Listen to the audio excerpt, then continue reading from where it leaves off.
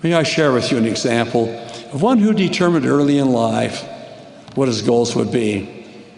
I speak of Brother Clayton M. Christensen, member of the church who was a professor of business administration in the business school at Harvard University.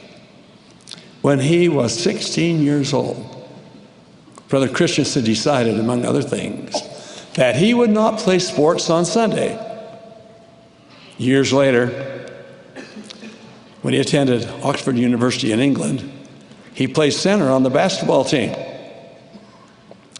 That year, they had an undefeated season and went through to the British equivalent of what in the United States we would be calling NCAA basketball tournament.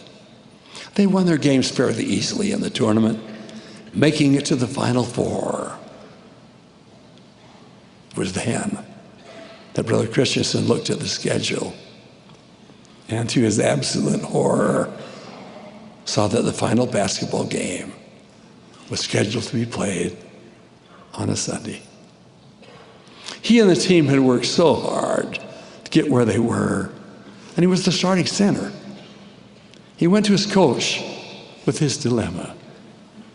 His coach was unsympathetic and told Brother Christensen he expected him to play in the game. Prior to the final game, however, there was a semifinal game. Unfortunately, the backup center dislocated his shoulder, which increased the pressure on Brother Christensen to play in the final game. He went to his hotel room. He knelt down. He asked his Heavenly Father if it would be all right, just this once, if he played that game on Sunday. He said that before he had finished praying, he received the answer, quote, "Clayton, what are you even asking me for? You know the answer." He went to his coach telling him how sorry he was that he wouldn't be playing in the final game. Then he went to the Sunday meetings in the local ward while his team played without him. He prayed mightily for their success. They did win.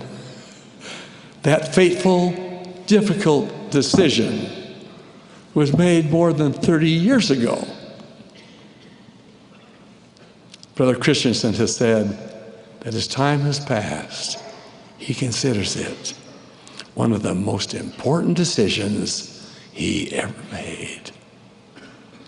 It would have been very easy to have said, you know, in general, keeping the Sabbath day holy is the right commandment. But in my particular extenuating circumstance, it's okay, just this once, if I don't do it. However, he says, his entire life has turned out to be an unending stream of extenuating circumstances. And that he crossed the line just that once. Then the next time something came up that was so demanding and critical, it would have been so much easier to cross the line again. The lesson he learned is that it is easier to keep the commandments 100% of the time than it is 98% of the time.